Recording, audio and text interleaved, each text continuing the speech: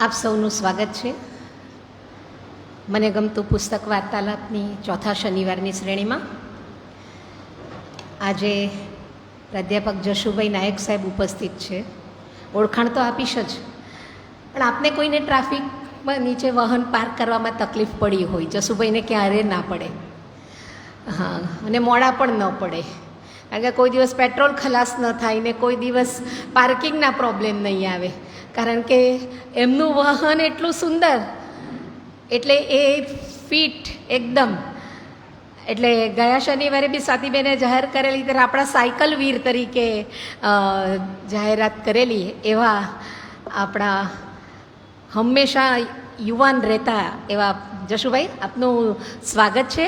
2009માં પણ એવો એક વાર્તાલાપ આપી ગયા હતા, વકીલાત પર એક પુસ્તક હતું અને એના પર સાહેબે વાર્તાલાપ આપ્યો હતો.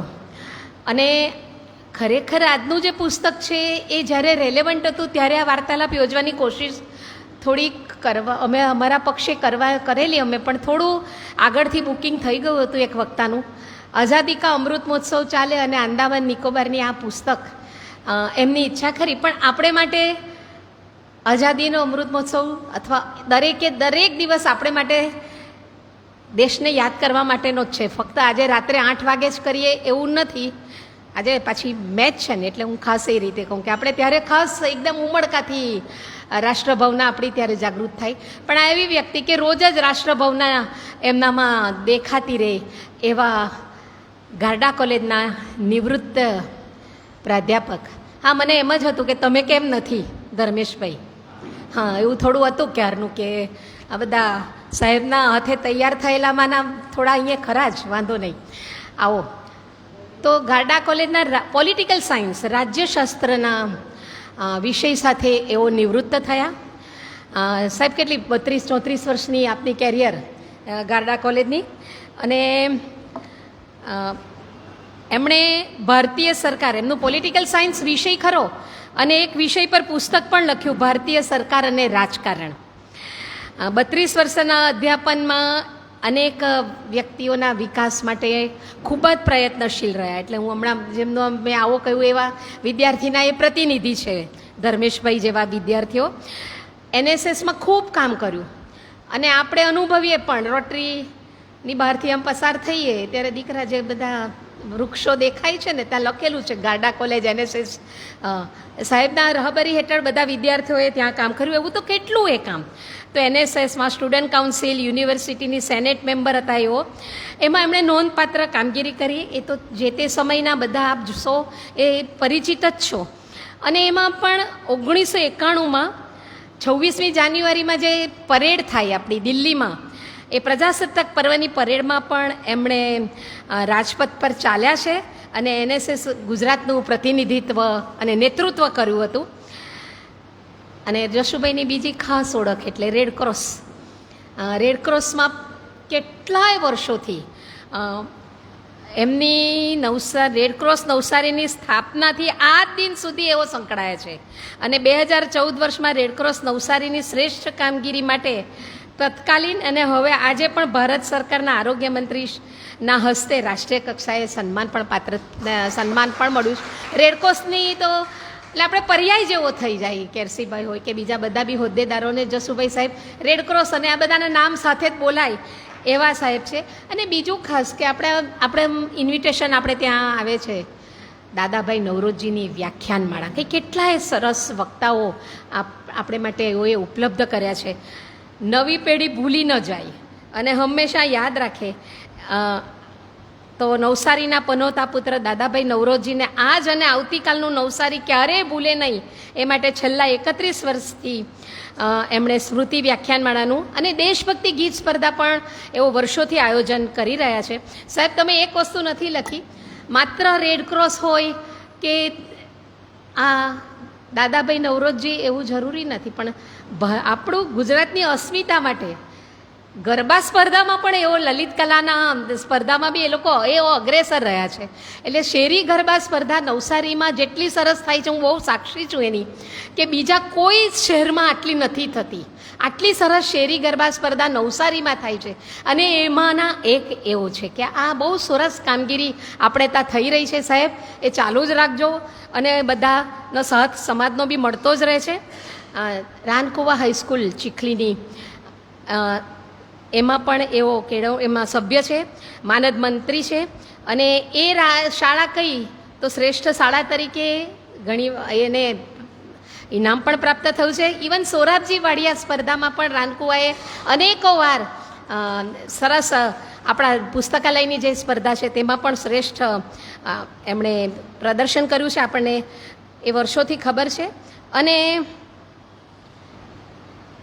પેલું જિલ્લા કક્ષાનું ધ્વજવંદન હોય કે કોઈ મોટા કાર્યક્રમ હોય અને આંખ બંધ કરો તો એક ઘેઘૂર અવાજ સંભળાય તો એ સાહેબનો જ હોય, એટલે ઉદ્ઘોષક તરીકે તો આપણે સૌ એમને બહુ વાર માણ્યા છે.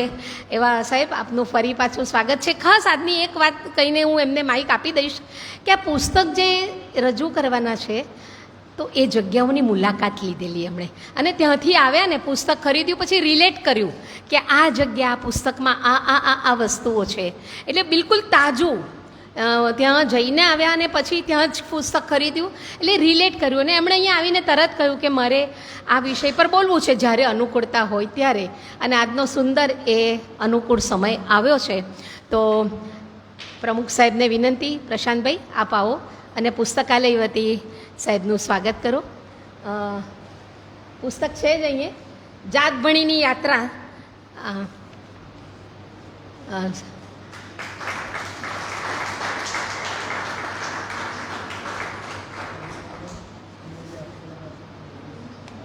અને અંદામાન નિકોબારની આ કાલાપાની એમણે થોડું વર્ણન મોકલ્યું છે મને, પણ હું એની વાત જ નથી કરવાની કે ત્યાં કશું કાળું નથી એવું એમણે પહેલાં 2-3 વાક્યમાં લખ્યું છે. પણ શું છે આ કાલાપાની તો સાહેબના મુખમાંથી જ આપણે સાંભળીએ, સાહેબના દ્વારા જ સાંભળીએ. આવો સાહેબ.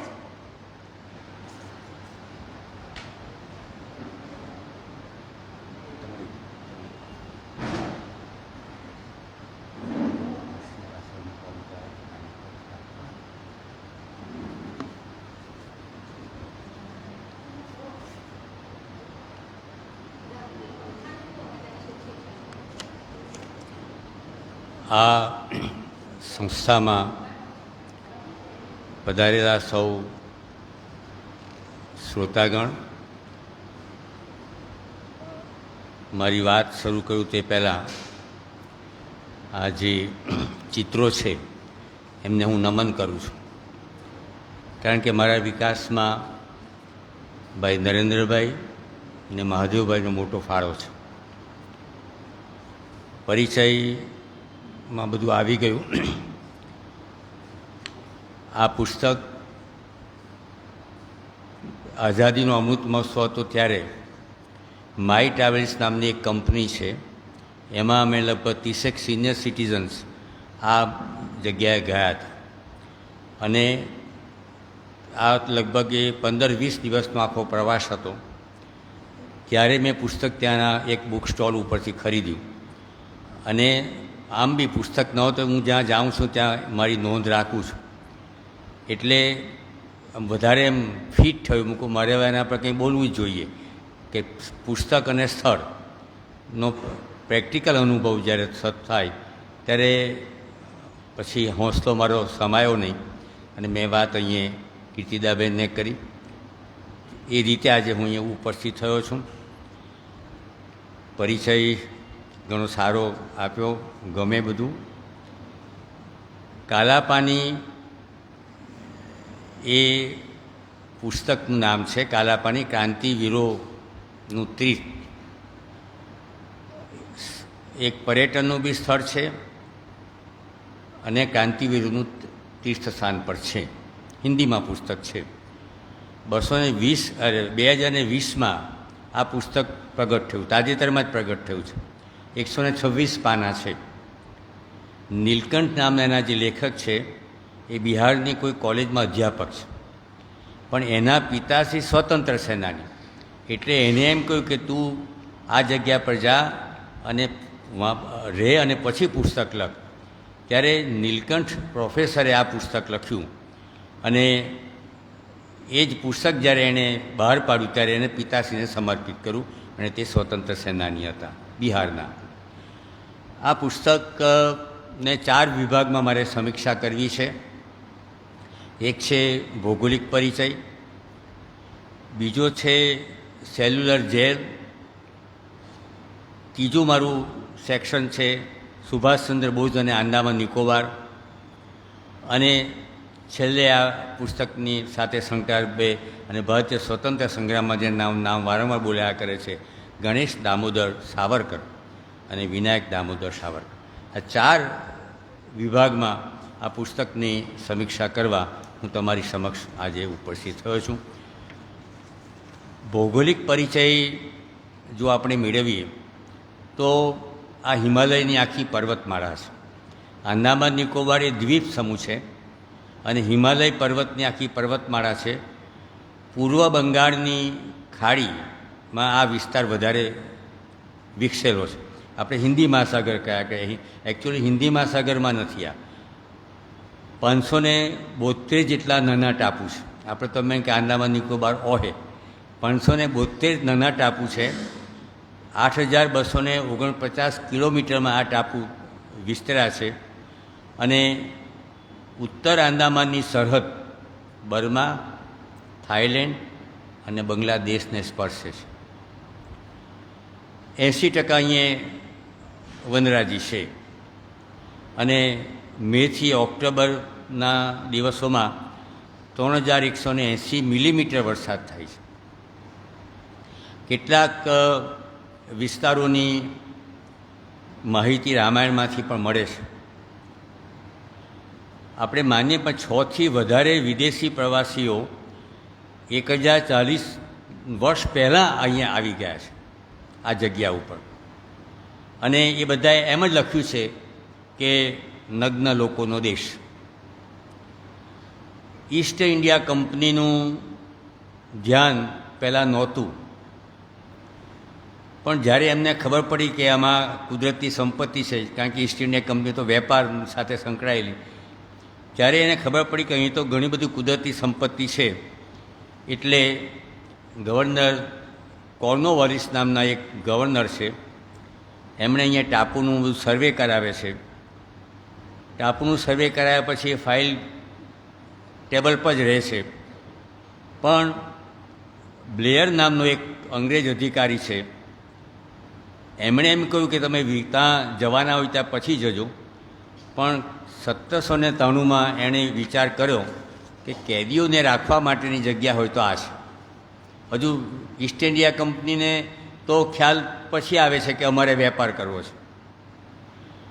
હવે આ વિસ્તારનું નામ કાલાપાની. હવે બેને કહ્યું તેમ વિદ્યાર્થીઓ પણ એ જ ભણાવાય પરેશભાઈ, કાલા પાણી એટલે અહીંયા પાણી કાળું હશે, પણ પાણી તો પૂરેપૂરું નીલા રંગનું છે.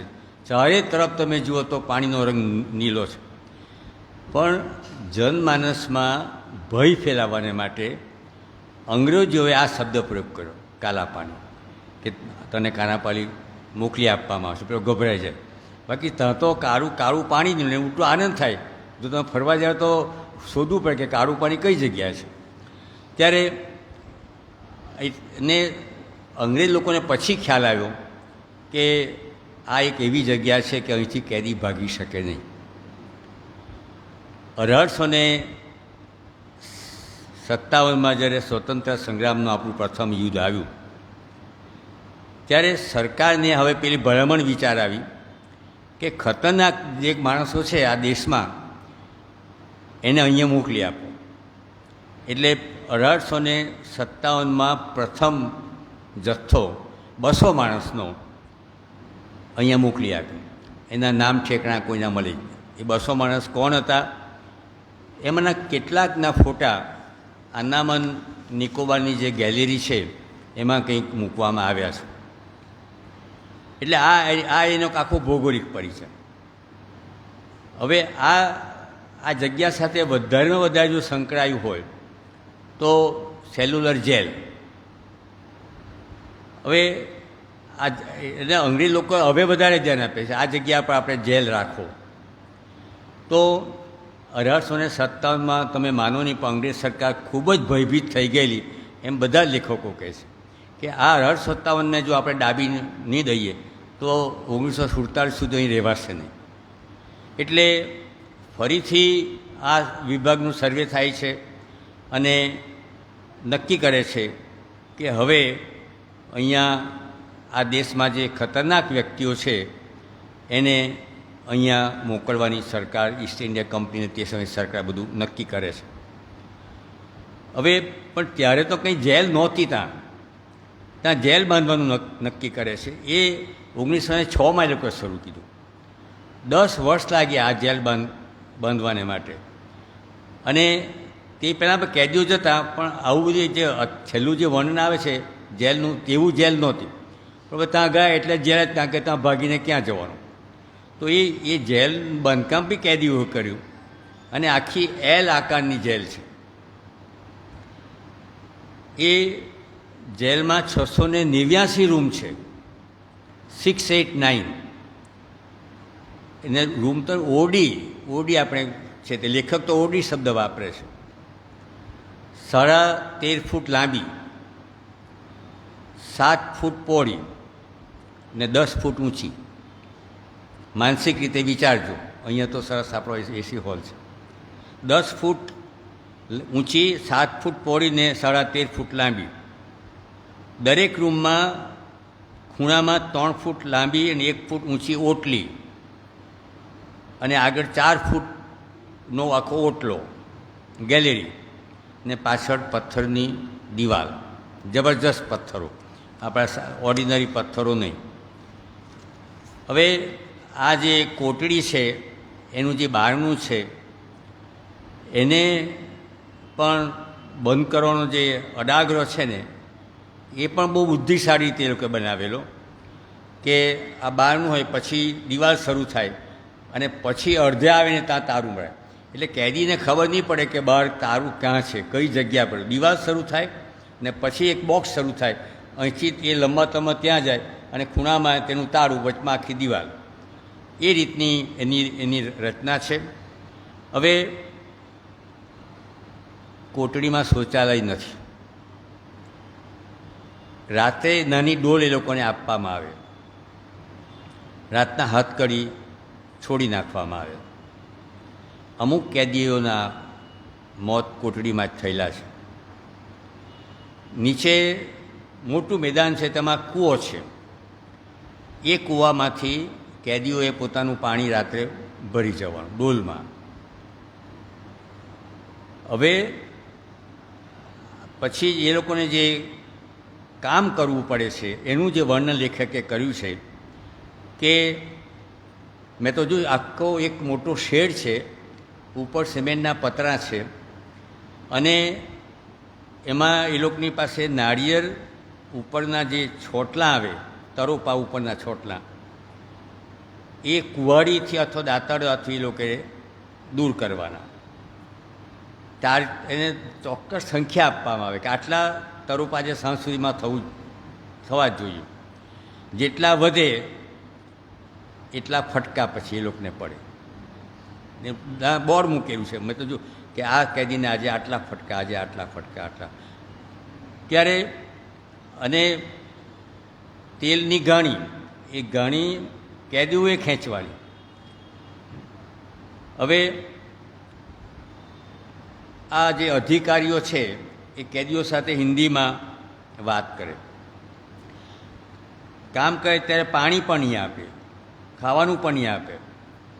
તો કેટલાક કેદીઓએ ભૂખ હડતાળ પણ કરી, પણ અંગ્રેજ સરકાર ગાંઠી નહીં. અને વીર સાવરકરનો મોટો ભાઈ આ જ જેલમાં છે, પણ એક દિવસે એ કંઈ બે ભેગા થઈ જાય છે આ જગ્યા પર, ત્યારે ખબર પડે છે કે તું ક્યારે આવ્યો. એટલે કે તું ક્યારે આવ્યો, એને ખબર નથી કે બંને ભાઈઓ અહીંયા જેલમાં છે. મોટા ભાઈ જેલમાં છે, એ નાના ભાઈને તો 1 વર્ષ પછી ખબર પડે છે ને તે પેલું તેલની ગાણીમાં કંઈ ભેગા થઈ જાય છે કે તને કોણ લાવ્યું, કે તને કેવી રીતે આવ્યું. આ આવી એક યાતનાવાળી આ એક જગ્યા છે. આજે તો હા, આજે જે જેલ મેં તમને ઓડિયો કહી એમાંથી આજે તો માત્ર 100 રૂમ જ રાખ્યા છે, 600 જેટલા નથી. બાકીના બધા રૂમોને એ લોકોએ હોસ્પિટલમાં ટ્રાન્સફર કીધા છે, હોસ્પિટલ બનાવી દીધી, સરસ હોસ્પિટલ છે. એક આપણી અસ્કામત તરીકે 100 રૂમ એ લોકો બતાવવાને માટે રાખ્યા છે. હવે ફાંસીનો જે માચડો છે એ પણ બહાર જ છે. એની 3 મોટી કોટડી છે, દોરડા છે. દોરડુંની ગાંઠ બરાબર ફિટ થાય અને કેદીને બરાબર આમ તપાસવામાં આવે કે ખેંચે તો આમ તેમ ન થઈ શકે, એની મૂવમેન્ટનો તેના બધા આ એક્સપર્ટ લોકો એનો અભ્યાસ કરે છે. અને એ ફાંસી એની પૂરી નહીં થાય ત્યાંથી દોરડું ખેંચ્યા જ કરે છે. અને નીચે મોટું પાટિયું મૂકેલું છે અને જેવું એ અવસાન પામે એટલે પેલું પાટિયું ખસેડી લે છે અને આખું શબ નીચે ચાલી જાય છે. એ લોકોએ તે સમયના દોરડા, તે સમયની કડી, તે સમયના પાટિયા, તે સમયના રૂમ આજે પણ ત્યાં એક વિરાસત તો શું કહીએ પણ એક ઇતિહાસ તરીકે એ લોકોએ રાખ્યો છે. હવે આ જ્યારે ફાંસી અપાય ત્યારે જે ખૂંખાર કેદીઓ છે એમણે ત્યાં ફરજિયાત જોવા ઊભા રહેવાનું, સિલેક્ટ કરે કે બધા ખૂંખાર સિલેક્ટ કરે કે આ ફાંસી તમે બહાર ઊભા રહો ને જુઓ. હવે વીર સાવરકરને એવી જગ્યા આપેલી, આ મોટું જેલ છે મત, તમારે છેલ્લો રૂમ ને છેલ્લા રૂમની બારી પરથી આ બધું એ જોઈ શકે એવી જ. અને વીર સાવરકરે આ બધું જોવાનું કે કેવી રીતે ફાંસી અપાય છે, આ છે તે ફરજિયાત જોવાનું એને તો.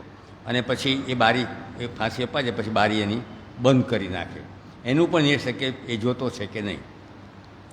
હવે આ જે બધું છે ત્યાં લાઇટ એન્ડ સાઉન્ડના શોથી આજે પણ એ બધું બતાવવામાં આવે છે.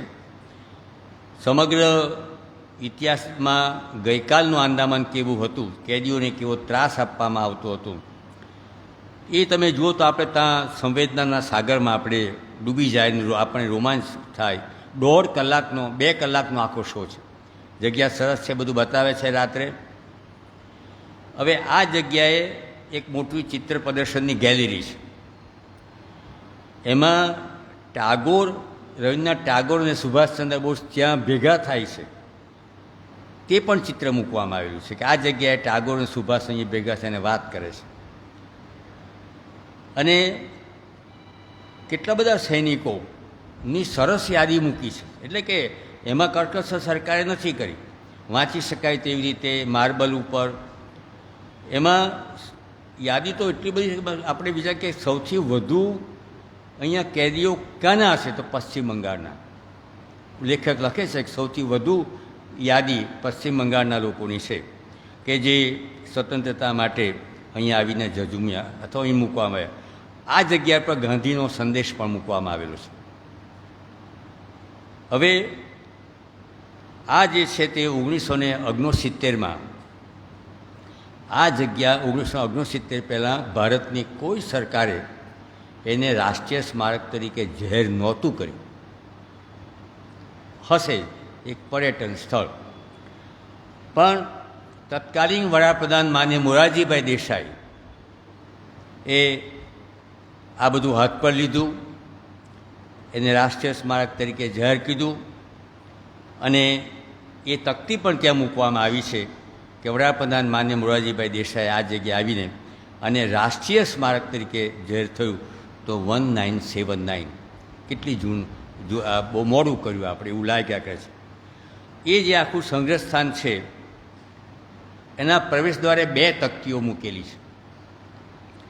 તેમાં એક વીર સાવરકરનું આખું જીવન છે અને બીજું જે છે, બીજી મોટી સરસ તકતી છે એ આખા સમગ્ર સ્મારકની વિગતો છે.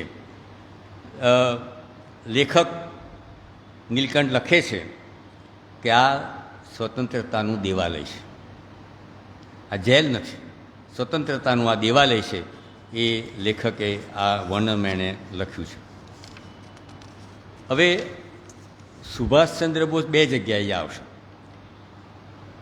1942થી 45નો જે સમયગાળો છે એમાં અહીંયા જાપાનનું શાસન શરૂ થાય છે. આપણે તો કહે ઓહે, પણ જાપાન અહીં કેવી રીતે આવ્યું ને આ ભારતમાંથી કેવી રીતે ખસી ગયું? ત્યારે એ વિશ્વયુદ્ધનો આખો સમયકાળ છે. એટલે જાપાન અને બ્રિટન સામસામે છે વિશ્વમાં યુદ્ધમાં. હવે આ તે સમયે અંગ્રેજ સરકાર તો માત્ર વેપાર પૂરતું ધ્યાન આપતી હતી ને કોટડીને જેલને સજા. જાપાન આનો કબજો લઈ લે છે અને અહીંયા જે તોફાની અંગ્રેજો, તોફાની જાપાનીઓ, એ બધાને અહીંયા મોકલવાની શરૂઆત કરે છે. હવે આ જે જાપાનીઓ કેટલાક ત્યાં આવ્યા એ તો શાસક તરીકે આવ્યા, પણ એમણે શું કીધું કે સ્થાનિક લોકોના ઘરમાં ઘૂસી જવાની તૈયાર કરી અને બધી વસ્તુઓ, હવે એ તો બહુ સામાન્ય પ્રદેશ છે છતાં બી થાળી છે, પીવાના પાણીના વાસણ છે, કપડાં છે, એ બધા જાપાનીઓ ત્યાંથી એ પ્રજાને હેરાન કરવાને માટે બધું લઈ લે છે, મુશ્કેલીમાં મૂકે છે, કારણ કે તમે લોકો અંગ્રેજોને ટેકો આપો છો એવું માને છે. બીજી બાજુ બ્રિટન હવાઈ હુમલા શરૂ કરે છે, પણ નુકસાન તો સ્થાનિક લોકોને થાય છે. જાપાનીઓ તો શાસક લગભગ સંખ્યા ઓછી છે, એટલા બધા શાસકો ત્યાં નથી. હવે 1943માં સુભાષચંદ્ર બોઝ અહીંયા જાય છે. હવે સુભાષચંદ્ર બોઝને જાપાન સાથે ઘણા સંબંધો આપણે બધાને ખબર છે. એમણે પોતાની લાગવગ વાપરે છે અને જાપાનને સમજાવે છે કે તમે આ બધું અહીં નહીં કરો અને તમે મારા પર બધું છોડી દો. ખબર નહીં જાપાન પર સુભાષનો એટલો બધો પ્રભાવ, તો જાપાને સુભાષચંદ્ર બોઝને બધું આપી દીધું, ચાલો તમે બધું સંભાળો. કેવો ઇતિહાસ છે! ત્યારે સુભાષચંદ્ર બોઝે પછી તો ગાંઠે એને તિરંગો ત્યાં ફરકાવી દીધો અને જાપાને એમ કહી દીધું કે તમે, પણ જાપાન હારી જાય છે. એટલે એ જાપાન જે હારી જાય છે એને કારણે એનું છે તે અસ્તિત્વ ત્યાં લગભગ મટી જાય છે, કારણ કે એ પછી બહુ રસ લેતું નથી. એ રીતે આ સુભાષચંદ્ર બોઝ આની સાથે સંકળાયા. સાથે એ પણ ખરું કે જાપાન નબળું પડ્યું તો હિરોશીમા નાગાસાકી પર ફેંકાયેલા બોમ્બને કારણે જે નબળું પડ્યું, ત્યારે આ શાસન આખું સુભાષને મળ્યું. એ પણ એક ભારતીય ઇતિહાસમાં આપણે માટે એક બહુ મોટી વાત કે ત્યાં સુભાષે પણ રાજ કર્યું. હવે આ સુભાષચંદ્ર બોઝનું શાસન આઝાદ હિંદ ફૌજ પણ હવે ખતમ થવાની છે, એ એક પોઈન્ટ પણ અહીંયા આવે છે. આપણને આઝાદી મળી તે પહેલાં સુભાષચંદ્ર બોઝ 1945માં 18મી ઓગસ્ટ 1945માં આ જગ્યાએથી એક પ્લેનમાં રાત્રે નીકળી જાય છે અને પોતાને આઝાદીનો આખો ચાર્જ એક બીજા કેપ્ટન છે એને એ આપી દે છે. હવે આ સુભાષચંદ્ર બોઝનું આખું જે પ્રદાન છે એની તકતી પણ ત્યાં મૂકવામાં આવી છે અને સુભાષચંદ્ર બોઝની તકતીને સુભાષચંદ્ર નામ આપેલું સ્વરાજ દીપ અને શહીદ દીપ, એ આખી ત્યાં મોટી તકતીઓ ત્યાં મૂકવામાં આવેલી છે. આજે પણ આંદામાનમાં સુભાષ ગ્રામ નામની સંસ્થા આજે પણ કામ કરે છે. 23મી જાન્યુઆરીએ દર વર્ષે ત્યાં મેરીના નામનો વિસ્તાર છે, ક્યાંય આખો મેળો ભરાય છે અને સુભાષચંદ્ર બોઝને અંજલિ પણ આપે છે. આ સંસ્થા સમાજ વિકાસના કામો આજે પણ આંદામાન વિસ્તારમાં કરે છે. ત્યારે લેખક લખે છે કે સુભાષ અને લખ્યું કે આ સુભાષ અને આ ધરતી માટે મારે એટલું કહેવું છે કે મત કહો ઇસે કાલા પાણી એ સ્વરાજ દીપ હમારે, મત કહો ઇસે કાલા પાણી એ શહીદ દીપ હમારે. આ લેખક આ લખે છે. હવે ની જે આખી વાત છે તે ગણેશ દામોદર સાવરકર અને વિનાયક દામોદર સાવરકર, આ તો બંને પૂના વિસ્તારના છે, નાસિક જિલ્લાના છે બંને. કાલા પાણી ને આંદામાન નિકોબાર સાથે આ વ્યક્તિ કેવી રીતે સંકળાયા ને લોકો એમ જ માને છે કે સાવરકર દરિયામાં કૂદી પડ્યા અને ભાગી ગયા. એવું નથી. આખી સ્ટોરી જુદી જ છે. 1910-1946 આ બંનેનો બંને ભાઈઓનો આખો સમયકાળ છે.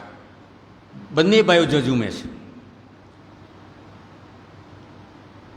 ગણેશ દામોદર સાવરકર એ વિનાયકના મોટા ભાઈ છે. બંને પોતાના વિસ્તારમાં મરાઠી ભાષામાં મહારાષ્ટ્રમાં સ્વતંત્રતા આંદોલન માટે કામ કરે છે. એના મિત્રો એણે કહ્યું છે કે મારા ચોપેકર બંધુઓ નામના વ્યક્તિઓ છે, એણે ખૂબ મદદ કરે છે.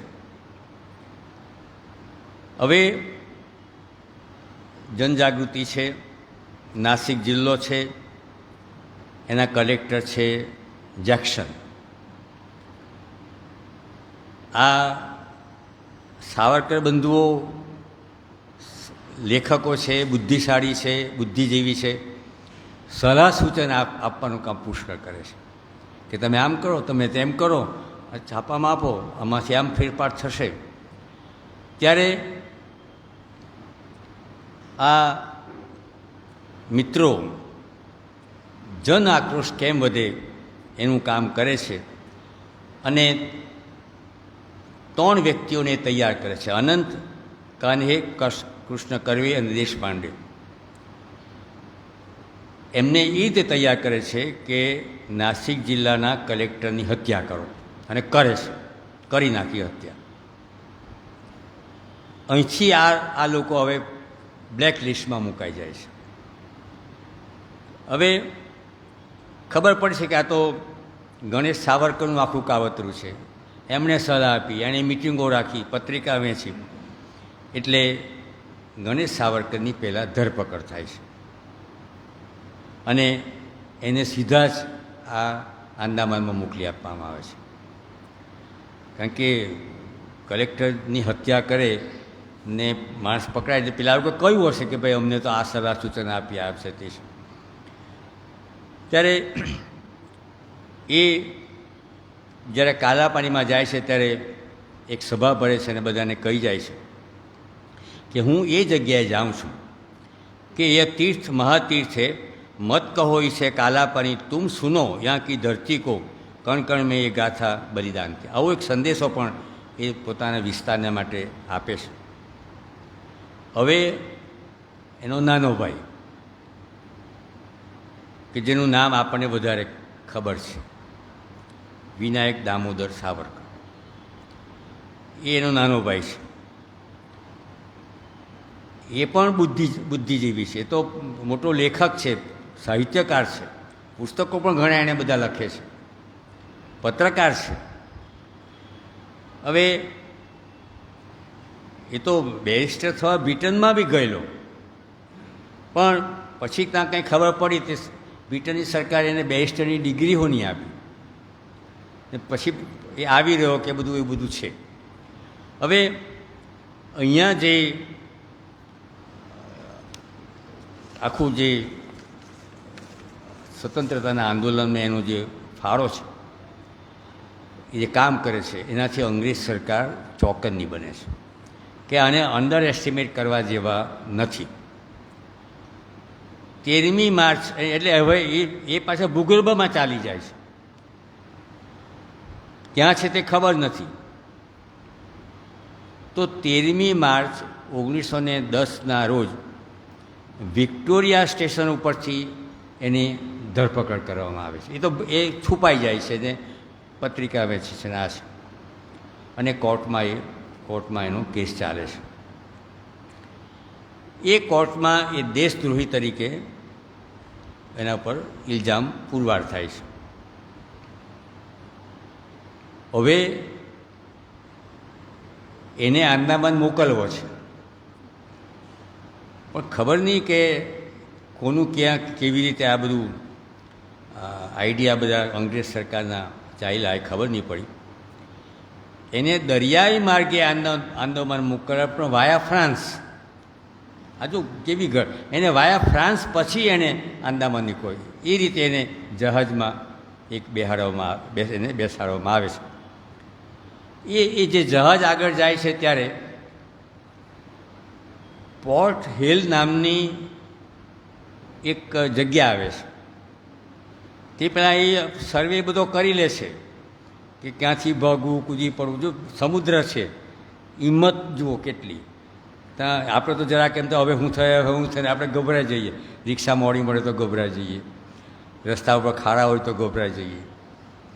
ત્યારે આ વ્યક્તિ અભ્યાસ કરે કે મારે કઈ જગ્યાએ કૂદી પડવું. જહાજમાંથી કૂદીને પછી જવું તો એને ફ્રાન્સ જ, કારણ કે ફ્રાન્સ નજીક છે. તો એ કૂદી પડે છે દરિયામાં, અને તરતો એ ફ્રાન્સના પોલીસ સ્ટેશને જઈને શરણાગતિ સ્વીકારશે.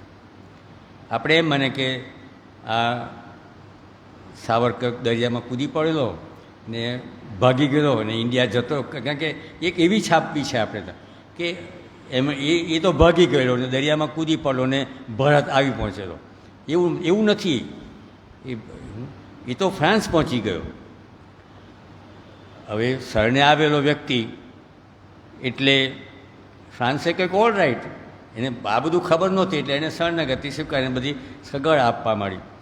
પણ અંગ્રેજ સરકાર માટે આખો બનાવ શરમજનક. આટલી બાહોશ સરકાર, અંગ્રેજો તો બહુ હોશિયાર, બધામાં હોશિયાર, ને આ એક કેદી ભાગી જાય એટલે તો વિશ્વમાં એની બહુ ટીકા કરવામાં આવી કે તમારાથી આ એક કેમ સચવાયો નહીં.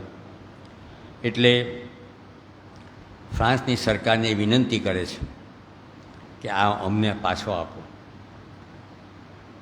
ફ્રાન્સ ના પાડે છે, કારણ કે આ તો રાજકીય કેદી ગમે મહામાં છે ને, પણ ભ્રષ્ટાચાર અંગ્રેજોમાં પણ છે.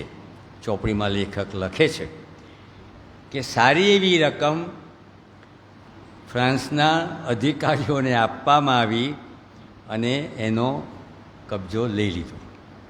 કારણ કે અંગ્રેજ માટે બહુ ખરાબ કે એની આટલું મોટું તંત્ર એક કેદી ભાગી જાય એટલે શરમજનક હતું. એટલે સારી એવી રકમ એને આપી દીધી. ફ્રાન્સે એ રકમ લઈ લીધી અને એનો ચુકાદો ઇન્ટરનેશનલ કોર્ટમાં બી ચાલ્યો. એ આખો ચુકાદો બ્રિટિશ હુકુમતની તરફેણમાં આવ્યો કે ના તમારું પગલું બરાબર છે, આમ છે તેમ છે. હવે પેલી જે કલેક્ટરની જે હત્યા કરેલી, કલેક્ટરની જે હત્યા એના મોટાભાઈના સમયમાં થયેલી, અને મેં તમને એમ કહ્યું કે એને બ્રિટન સાથે પણ સંબંધો હતા. ત્યારે આ વિનાયકે શું કીધું કે ગમે તેમ કંઈ ઓળખાણ લાગવગ ને બધું હશે તો પેલા જે 3 માણસો જે કલેક્ટરની હતા એને સાધન સામગ્રી, પિસ્તોલ, આ બધું એને ચોરી છુપીથી બ્રિટનથી મંગાવેલું. જો કેટલું બધું મગજ ચાલે છે ને આપણે તો ડરી જઈએ. એટલે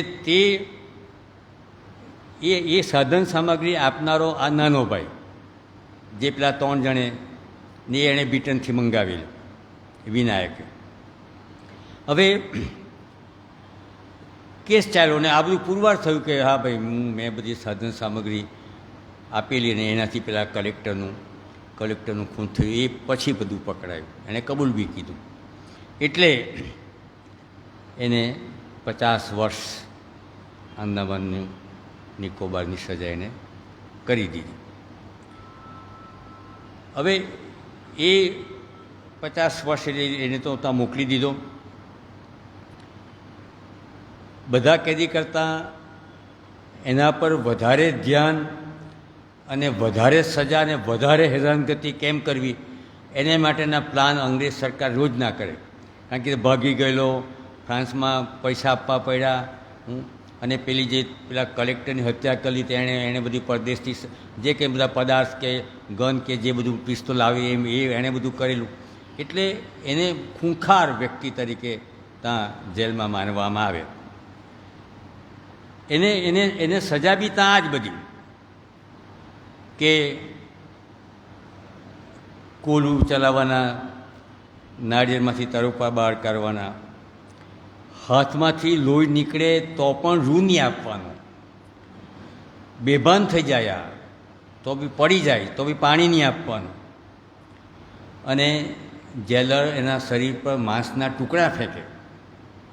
કારણ કે આ એને અંગ્રેજ સરકારને હેરાન કરેલો ને એણે, એટલે બીજા બધા તો ઓર્ડિનરી, પણ આના માટે તો ભારે કે ભાઈ માંસના ટુકડા એના મોંમાં નાખવામાં આવે, એના કપાળ પર, એના કાનમાં મૂકવામાં આવે. આ લેખક આવું બધું વર્ણન કરે છે.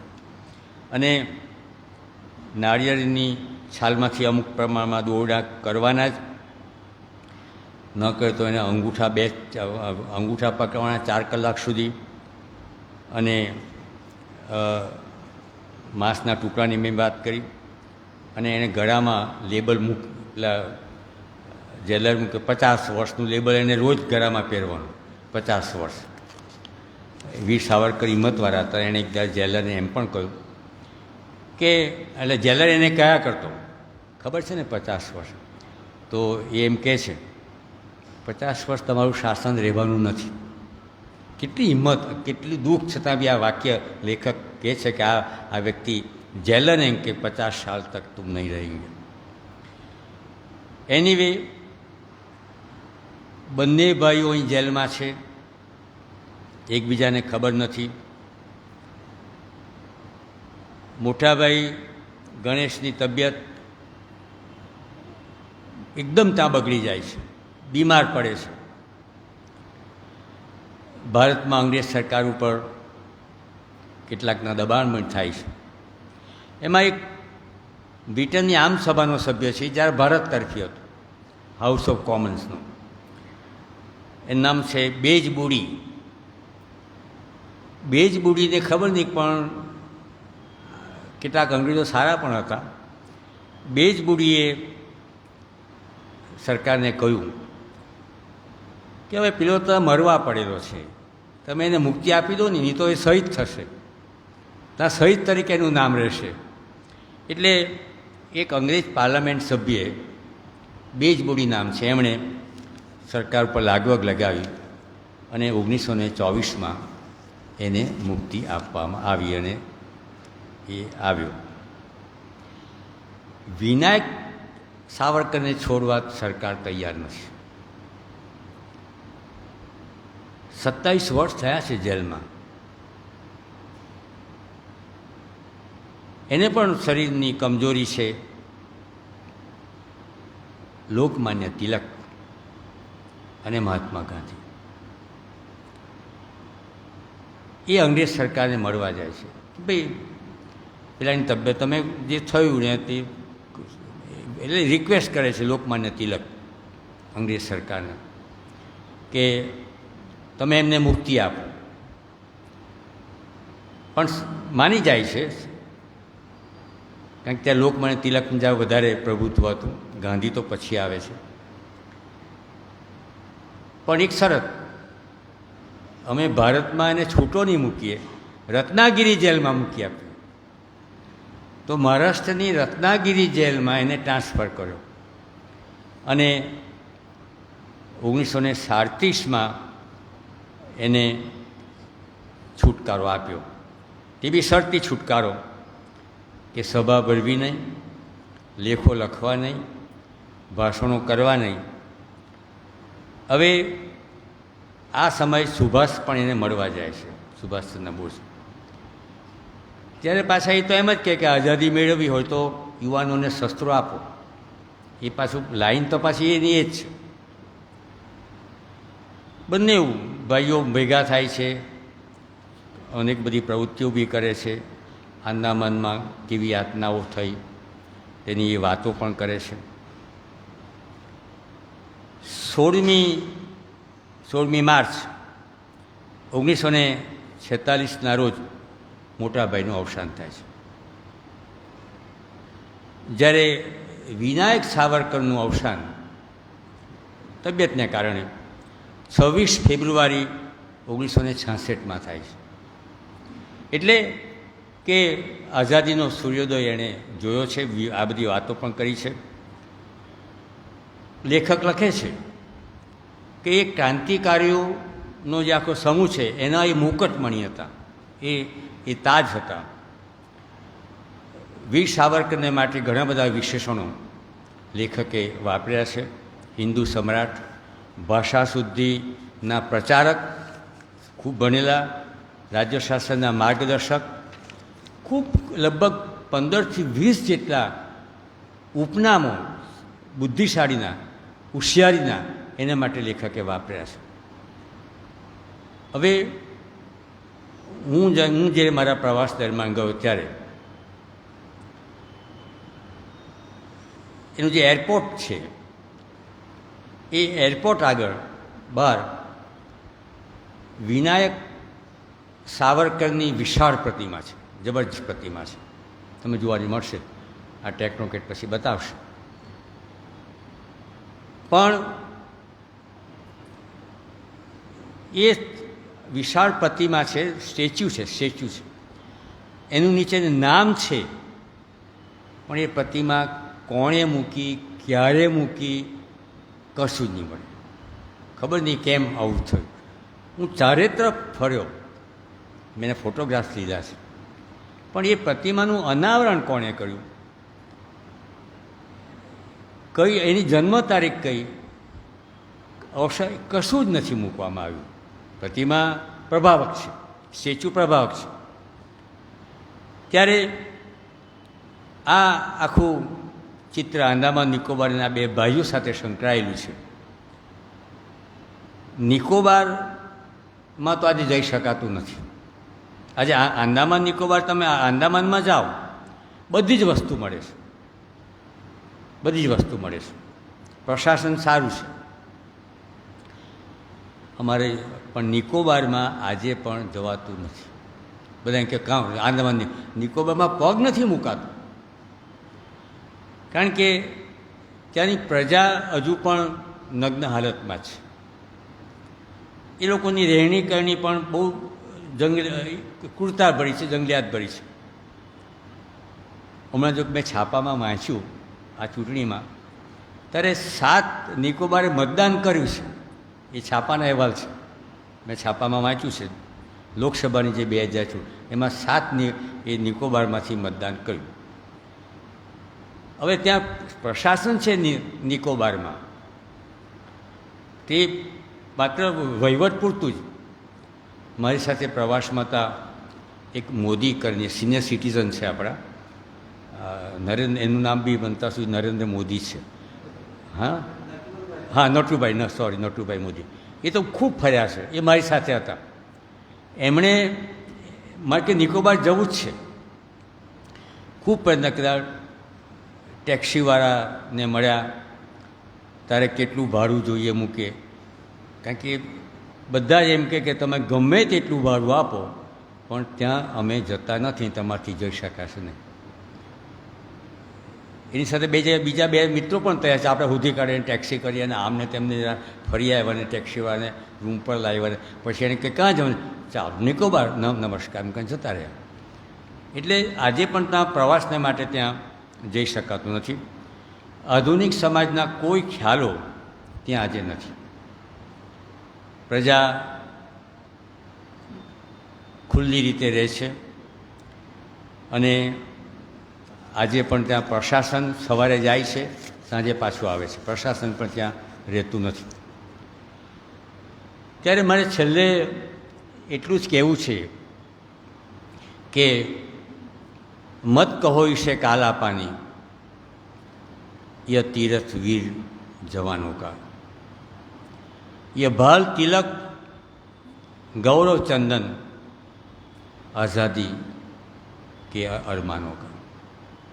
આ તો તીર્થોનું તીર્થ છે, સ્વતંત્ર સેનાનીઓનું આ દિવાલય છે. કાલાપાની શબ્દ પ્રયોગ એ તો આપણે વર્ગમાં વાપરીએ પેલું એક ભયાનક ચિત્ર ઊભું કરવાને માટે. બાકી પ્રકૃતિ, સૌંદર્ય, દરિયાકાંઠો, વૃક્ષો, સાંજનો સમય તો જોતાં તમે થાકી જાઓ. ટુરિસ્ટોની સંખ્યા પણ એટલી જ.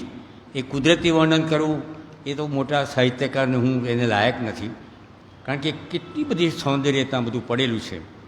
અને જે દુર્લભ જાતિઓ છે, ઓંગી, જરવા, સોમેન, એ આજે ત્યાં જોવાની મળે છે. અને એ રીતે આજે આ વિસ્તારમાં ટુરિસ્ટોથી ધમધમે છે.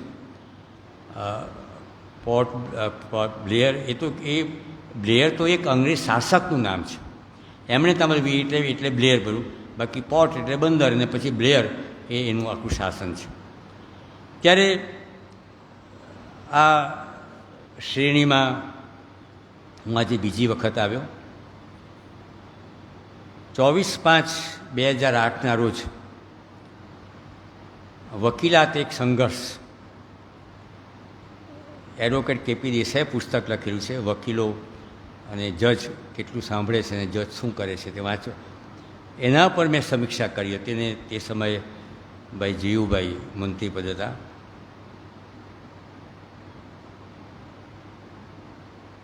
તે સમયના મારા ફ્રેન્ડ ફિલોસોફર અહીંયા આજે નથી, પણ ત્યારે એ બાજુનો રૂમ હતો. આજે એસીનો રૂમ મને મળે છે. એટલે એમ થયા કરે તો તક મળે તો ત્રીજી વાર પણ આવીશું, એવું થયા કરે છે. તો અમારા પ્રવાસની મેં આ વાતો કરી. આ પ્રવાસ પછી મેં આ પુસ્તક લીધું અને આ પુસ્તક પરથી મેં આજનું મેં કર્યું. આ અંદામાન નિકોબાર આવું છે, પણ જરૂરથી જાઓ. અને હું તેમ કે વિદ્યાર્થીઓને પ્રવાસને માટે આ જગ્યા પર, અહીંયા બધા આચાર્યો બેઠા છે, આ જગ્યા પર બી તમે લઈ જાઓ તો જે આપણી માન્ય છે કે કાલા પાણી એટલે કે આમ કરતા હશે ને તેમ કરતા હશે ને, એક પણ કાળું પાણી નથી. કાળો પથ્થર બી જો નથી મળતો, ત્યાં તો કાળી રેતી બી નથી. પણ એક જનમાનસને તૈયાર કરવાને માટે અંગ્રેજ શાસકોએ અને ભયનું સામ્રાજ્ય માટે આ શબ્દ વાપર્યો. ધન્યવાદ, મને તક મળી. હું આપ સૌનો ઋણી છું. નમસ્કાર. હા, હું સામે જતો રહ્યો.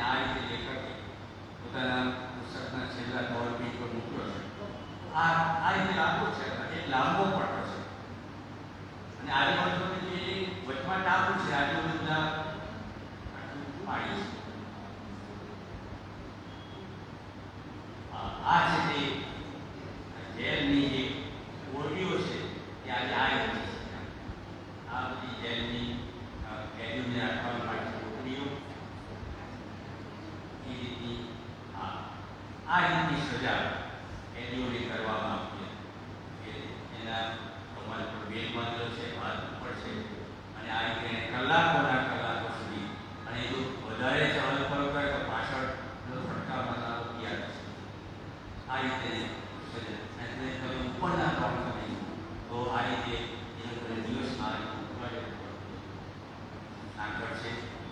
અને નીચે પગમાં તમે જો પાટલી છે, પાટલીની અંદર પગ છે.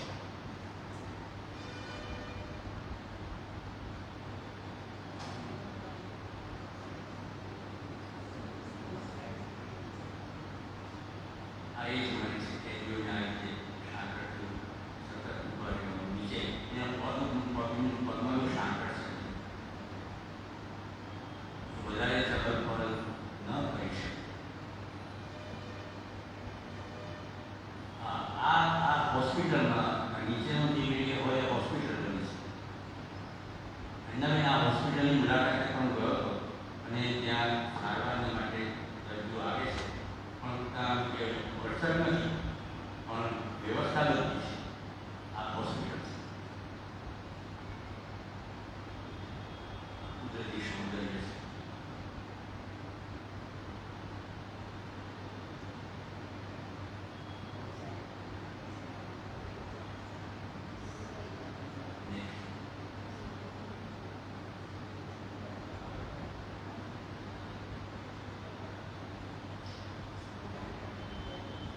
આ રીતે પ્રવાસમાં આપણે જઈએ તો નીચે સુધી આપણે જઈ શકીએ એ રીતની પણ યાત્રાઓ માટે વ્યવસ્થા છે.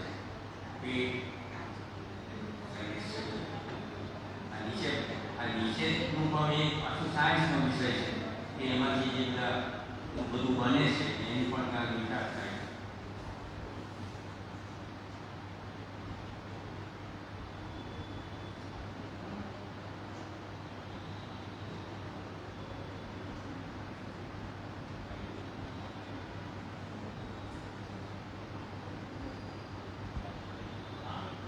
આ તકતી છે એની પણ નક્કી તારીખ આ વીર સાવરકર ફ્રીડમ ફાઇટર. સારું છે કે આ ઇવન એરપોર્ટના પ્રાંત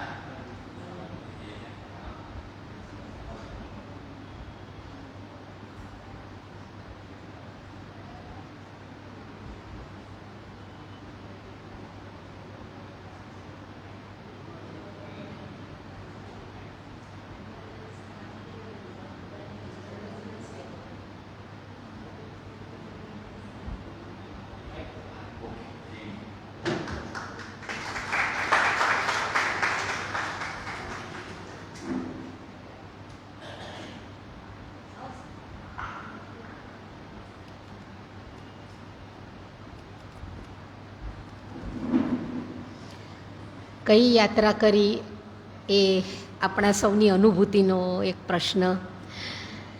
આંદામાન નિકોબારના સૌંદર્યની તો વાતો, પણ બધા એકદમ સ્પીચલેસ જેવા થઈ ગયા છે.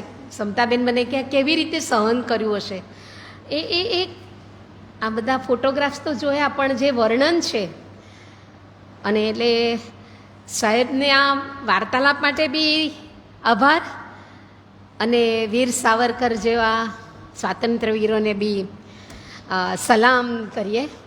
એટલે ખૂબ વાસ્તવિક અને આપણે માટે સીધું રિલેટ થાય, દરેક ભારતીય માટે રિલેટ થાય એવી આ વાતો. પોલિટિકલ સાયન્સના માણસ અહીંયા હાજર છે ત્યારે અડધો કલાકનો એક પણ મિનિટ વેડફ્યા વગર આપ સૌના પૂરક ચર્ચા અને પ્રશ્નોત્તરી માટે આ મંચ હું ખુલ્લો મૂકું છું. એનો પૂરતો લાભ લો. સાહેબ ત્રીજી વાર આવશે જ આવશે, એમાં કોઈ સવાલ જ નહીં. સાયકલ પર જ આવશે એ પણ મને ખબર છે કે, અને આ જ રીતે ઝડપથી ઉતરીને ઝડપથી ચડશે એનું બી મને ખાતરી જ છે, એમાં કોઈ શંકા જ નથી. પણ આપણે એમનો લાભ લઈએ જ લઈએ. હાજી હા, એ સાયકલ નહીં, આ જ સાયકલ આપણી જે ઓરિજિનલ જે છે એ જ સાયકલ લઈને એવો આવશે જ આવશે. તો મંચ આપને માટે ખુલ્લો છે.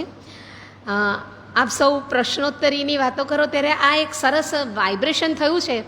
ત્યારે હું એક જાહેરાત કરી જ દઉં છું પહેલાં, કે આજે મળ્યા છીએ ને, પછી આવતીકાલે પણ આપણે મળવાના છીએ. એ ખાસ મને જાહેરાત કરવાનું ગમશે. આવતીકાલે 4 થી 7 શેઠ આરજેજે પર અભિવ્યક્તિ સમારોહ. કોણ અભિવ્યક્ત કરશે? તો બાળકો પોતાની અભિવ્યક્તિ કરશે. અહીંયા વેકેશન વાચનોત્સવ બહુ જ ઉલ્લાસપૂર્ણ રીતે ઉજવાયો છે આપણે ત્યાં, અને ખૂબ સુંદર પ્રવૃત્તિઓ થઈ છે. એ પ્રવૃત્તિઓમાં જેટલી રજૂ કરી શકાય એવી હોય એની ઝલક આપણે માણીશું. નાટ્ય પ્રવૃત્તિઓ પણ થઈ છે, એટલે નાટક પણ રજૂ થશે. અને મુખ્ય મહેમાન તરીકે દિલીપ રાવલ ઉપસ્થિત થવાના છે. આપણા ગુજરાતી હિન્દી લેખક છે, ચલચિત્રોમાં આપણે જોઈએ છે, સિરિયલોમાં જોઈએ છે એવા દિલીપભાઈ રાવલ પણ ઉપસ્થિત રહેવાના છે. તો આપ સૌ 3:45 વાગે આપનું સ્થાન ચોક્કસ ગ્રહણ કરી લેજો શેઠ આરજેજેના હોલમાં. અને બીજી એક જાહેરાત, કારણ કે પછી પૂરક ચર્ચાઓ તમે એટલી વારમાં તૈયાર થઈ જ જાઓ કે આવતો શનિવાર 5મો શનિવાર છે, એટલે અહીંયા કોઈ વાર્તાલાપ નથી. પરંતુ નેક્સ્ટ મંથમાંનો પહેલો શનિવાર, એટલે આપણા યુવાઓને મંચ આપીએ છીએ આપણે. તો નિશા પ્રજાપતિ આપણી દીકરી છે, ધ સિક્રેટ, એ પુસ્તક પર વાર્તાલાપ આપશે. એટલે એમાં પણ આપ આવજો જ આવજો. અને હવે 25 મિનિટ જેટલો સમય છે, યુથ બી હાજર છે. તો આ ચર્ચા સાહેબનો આપ લાભ લો જ. તો મંચ ખુલ્લો છે આપને માટે. હાજી ભટ્ટ સાહેબને આપો.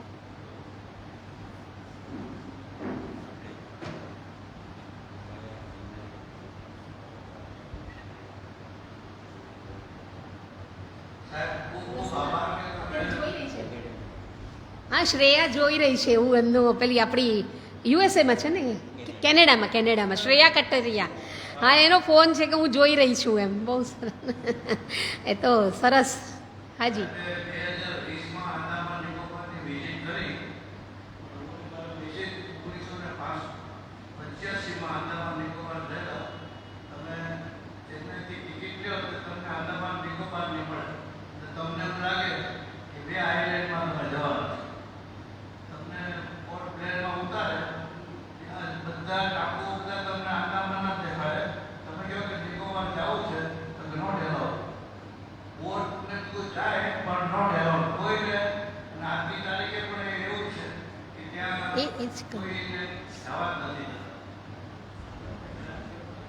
હા જય જેલમાં તમને બતાવવા લઈ જાય, હોસ્પિટલ બતાવવા લઈ જાય.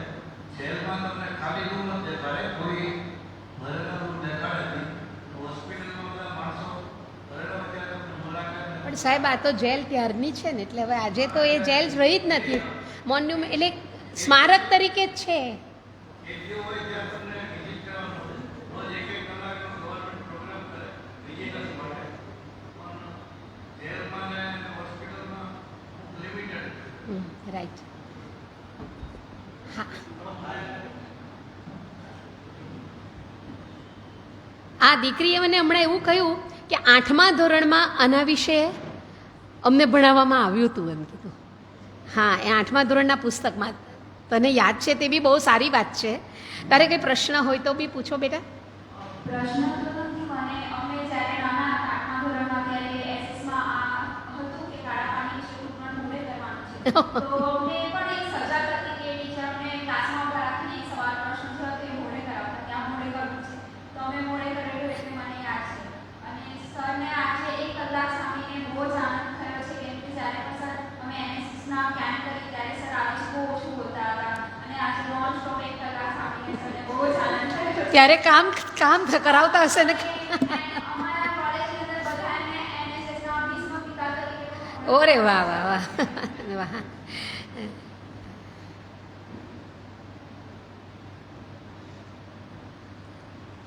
હાજી આપે છે.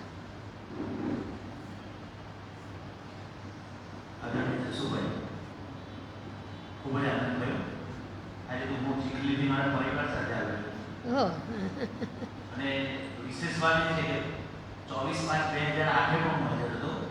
અને બહુ આનંદ થયો. બીજી વાર પણ હું આ સમયે આવ્યો છું. દર ધીંગાણે જેના માથા વધે એના પાળિયા થઈને પૂજાવો ગરબી અમારે ઠાકોરજી હતા. સાવરકરને સાંભળીને ખરેખર આનંદ થયો. અને એ સ્પંદન તમે જેમ વર્ણન કર્યું છે, એ કોટડી સાહેબ 27 વર્ષ એટલે શું કહેવાય?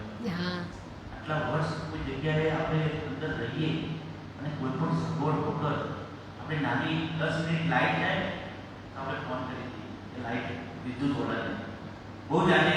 અને ઘણી બધી માન્યતાઓ આપણે શાખામાં જઈએ. આજે તમે એ વાત જણાવો કે લોકોની અંદર તો એવું છે કે સાવરકર ભાગેલું છે અથવા રાજકીય રીતે તો આજે મારી છે ને 12 વર્ષની દીકરીને મારે સમજાવું છું કે આવા લોકો હતા એટલે આપણે આઝાદ છીએ. તો આજે ખરેખર ખૂબ આનંદ થયો અને આ વિષય પસંદ કર્યો એ પણ સરસ. અમે ચોક્કસ વિદ્યાર્થી ગુરુકુળના વિદ્યાર્થીઓને લઈને ત્યાં જઈશ. જી નમસ્કાર. હાજી સાહેબ આવતા રહેજો. આવા ઘણા પુસ્તકોની ચર્ચાઓ આપનો નંબર આપ્યો જ હશે આપે, એટલે મળતા જ હશે આપણને. હા, તો આવતા રહેજો. આનંદ થયો છે. બીજા કોઈ?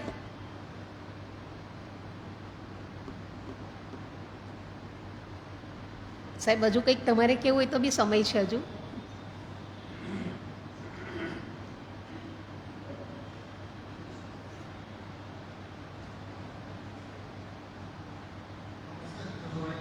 બહુ આનંદ થયો.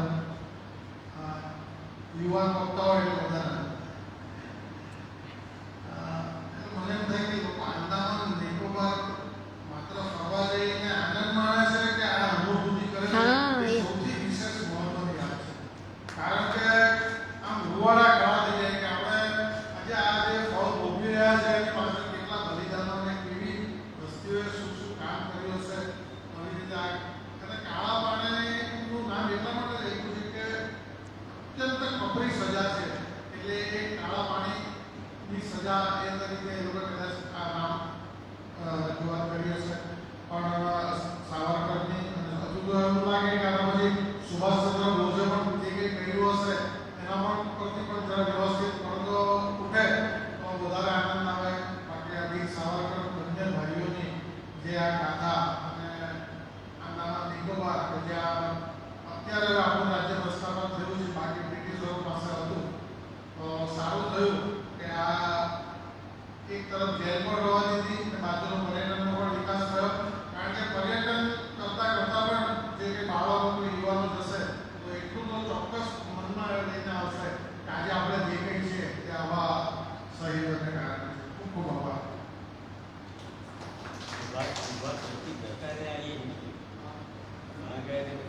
એટલે નાઝીઓની બધી વાર્તાઓ, જેલ ને બધું આપણે પુસ્તકોમાં બહુ વાંચ્યું છે, જર્મનીનું ને બધું.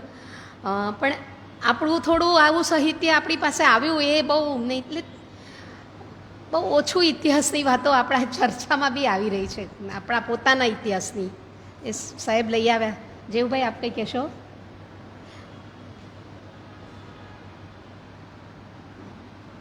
કર્મશીલને સાંભળવાનું એ પણ એક ભાગ્ય ગણાતું હોય છે.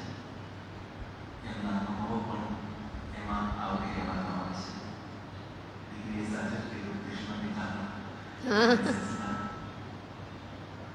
લોખંડી પડદો રાજકારણમાં આપણે આ નથી, પણ માનવું જ રહ્યું કે લોખંડી પડદો આઝાદી કાળ પછી નાખવામાં આવેલો હતો. સુભાષચંદ્ર બોઝ હોય કે સાવરકર હોય, સરદાર પટેલ હોય કે એ બધાને ઢાંકી રાખવા એવો એક અસ્તુત્ય એવો પ્રયાસ થયેલો હોય તેવું આમના પ્રવચન લાગે. આવા જે હતા તેમની કેમ એમને આપણે જાણવા માટે પણ 50 વર્ષ રાહ જોઈ. આઝાદીના 50 વર્ષ પછી આ બધી આપણે સ્ટોરી આવી શા હોય એ એક પ્રશ્ન છે. એનો જવાબ હું તમારી પાસે માંગીશ. અને સુભાષચંદ્ર બોઝે આપણને જે આઝાદી મળી તે પહેલા 2 કે 3 કે 4 મને યાદ નથી, પણ ત્યાં આગળ આપણું સ્વાતંત્ર્યનો ધ્વજ ફરકાવવાનો વર્ષો સુધી એ આંદામાનના ટાપુ ઉપર. એટલે આંદામાન આપણા કરતાં પહેલા આઝાદ થઈ ગયેલું અને વર્ષો સુધી આઝાદ રહ્યું. એવા સાવરકરની વાતો તો એટલે આપણને વીર બનાવવા માટે, બાળકોને વીર બનાવવા માટે પણ ભણાવવી જોઈએ એવું ચોક્કસપણે થાય. આઝાદી એમને નથી મળી. અંગ્રેજોના જ્યારે ખૂન થયા અને પર્ટિક્યુલરલી જે નેવીનો ગરબો થયો પછી એ લોકો નક્કી કર્યું કે હવે આપણાથી જીવાશે નહીં, કારણ કે અહીંયા અમને મારી નાખશે. એટલા માટે આપણને આઝાદી મળી. અને તેથી એ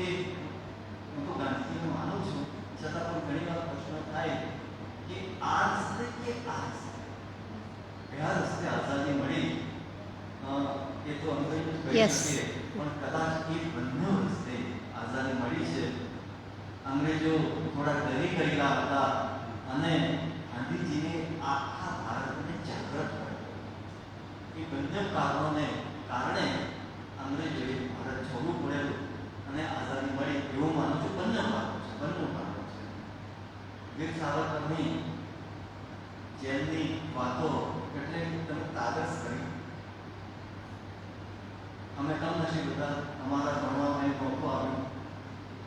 હવે એવી આશા રાખીએ કે આ બધા જે ભૂલાયેલા હતા અથવા ભૂલવી દેવામાં આવેલા હતા એ બધા ક્રાંતિવીરોની વાતો આપણે સાંભળીએ, જાણીએ.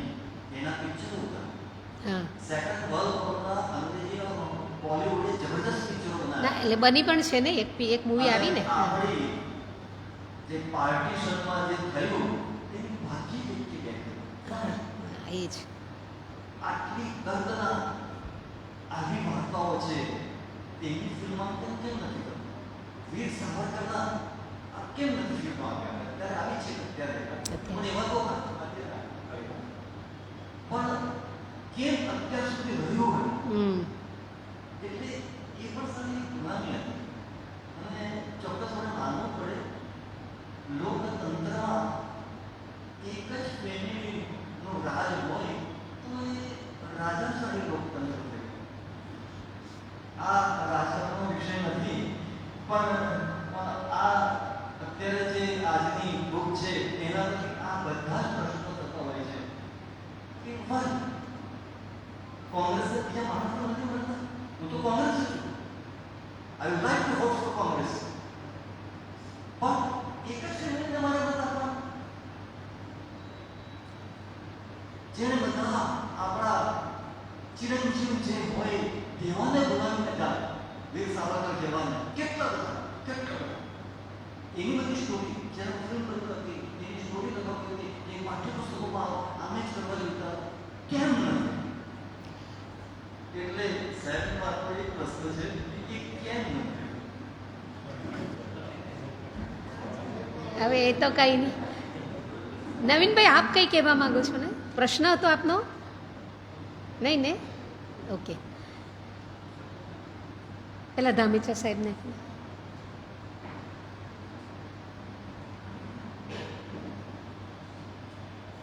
જશુભાઈ સાચા અર્થમાં એક સત્યને ઉજાગર કરતું પુસ્તક કલાપવાની આપણે રજૂ કર્યું. સાહેબ ખૂબ ખૂબ ધન્યવાદ આપને.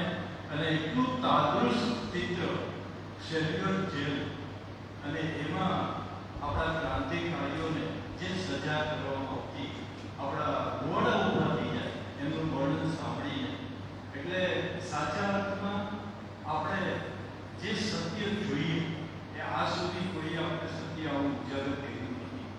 બીજું સુભાષચંદ્ર તુમ મુझे खून दो मैं तुझको આઝાદી દો. આઝાદી સાહેબ ક્રાંતિવીરો વગર અંગ્રેજો કોઈ સંજોગોમાં ચૂકી શકે હતા. સત્ય અને અહિંસાનું હથિયાર તો બરાબર છે, પણ એની સામે આ એક મોટું હથિયાર અને કાળા પાણી એટલે એક સજા. કાળું પાણી નથી, એને જે સજા કરવામાં આવે છે એનું નામ એને કાળા પાણી રાખવામાં આવ્યું. એટલે આજે પણ આટલા વર્ષો પછી હજુય આપણા પાઠ્યપુસ્તકોની અંદર જે સંસ્કારનું સિંચન કરવાનું હોય છે એ પાઠ્યપુસ્તકોની અંદર આવા ક્રાંતિવીરોના પાઠો મૂકવા જોઈએ. પણ કમનસીબી આપણે એવી છે જે રીતે વાત કરી એ વાતને આપણે સ્વીકારવી પડશે. પણ સાચા અર્થમાં આજે નહીં તો કાલે આવતીકાલની પેઢી આપણે ક્યારેય પાપ નહીં કરે, કારણ કે સત્ય તો હંમેશા એ સત્ય જ રહેવાનું છે અને એના પાઠો આપણે હંમેશા ભણવાના છે. સાહેબ આજે ખૂબ ખૂબ આપણે જેટલા ધન્યવાદ આપીએ એટલા ઓછા છે. સાહેબ આપણે કાર્યક્રમથી વધારે. તો આ સુંદર પુસ્તકના આસ્વાદ પછી એક વાત કહેવાની ખાસ એ રહી ગઈ. તારે કેવું છે હર્ષા? Okay okay.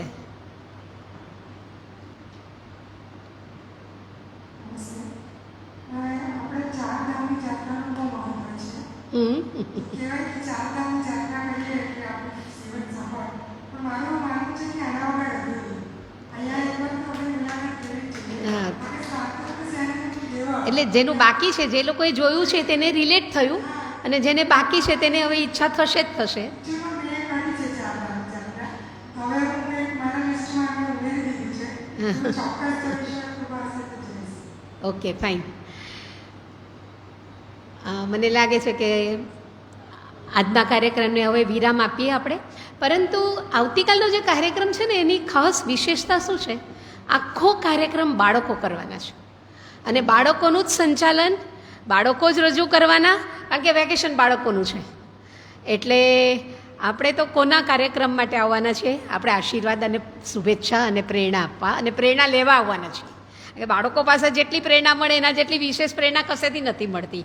એટલે આપ સૌને ખાસ હાર્દિક આમંત્રણ છે. કાલે આપણે ચોક્કસ મળીએ જ છે. આપ સૌ બી આવજો જ આવજો સાહેબ. સાહેબ ફરી પાછો આભાર, અને ત્રીજી વાર મળીશું અલ્પ વિરામ સાથે આજના કાર્યક્રમને પૂર્ણ વિરામ મૂકું છું. ઓકે, મળીએ.